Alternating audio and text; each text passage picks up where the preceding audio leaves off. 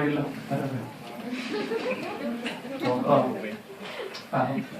Mä tänne tuloa ennen niin kävin mummoa moikkaamassa ja mummulla oli sitten uusi kissanpentu.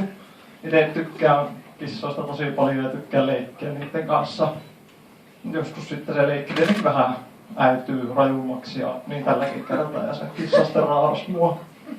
Ja mummo sitten oli seurannut sitä ja sanoi, että joo, että tuo uusi kissanpentu on tommonen, että se raapii kauhean herkästi, jos sitä leikittää kovasti. Ja sanoo, että tänään alkaa ennen, että lopeta se.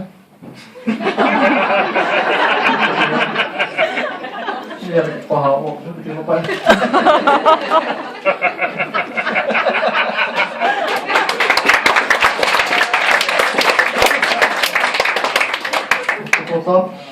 Nyt on tullut taas uusi kohu tortusta.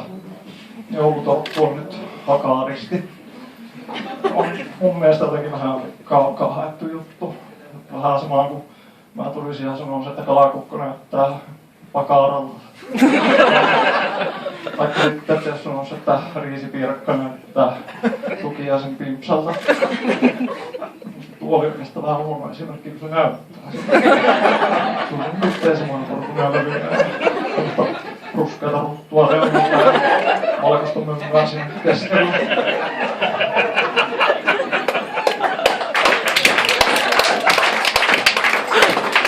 Ja teitä kumpaakaan oikein kehtaan nauttia ilman mukana voita.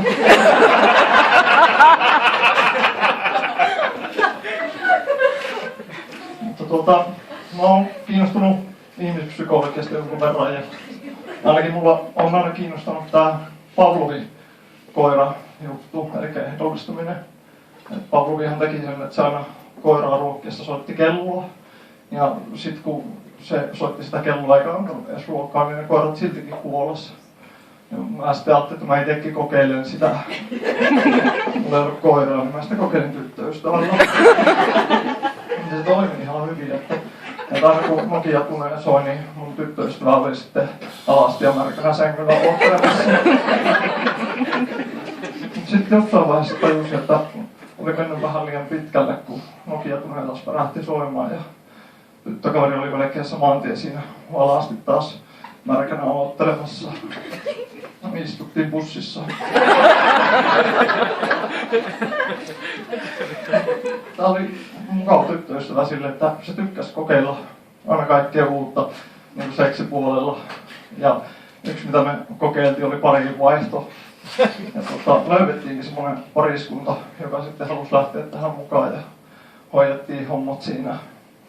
Niin vaihdettiin pareja ja näin poispäin. Ja mä sitten jälkikäteen juttelin kaverille tästä asiasta.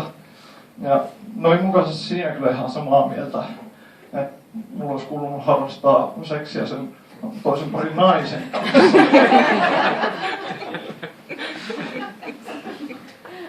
Mut sitähän sanotaan, että ei kerrota homoksiteta. Tai niin kuin buddhalaiset sanoo, että ei yksi elämä homoksiteta.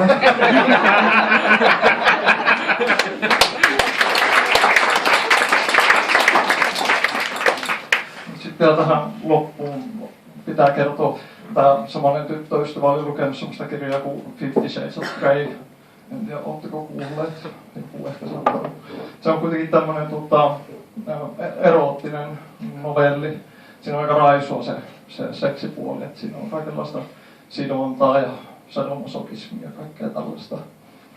Ja se suositteli mulle sitä ja mäkin ajattelin sitten, että mä kokeilen lukea sitä.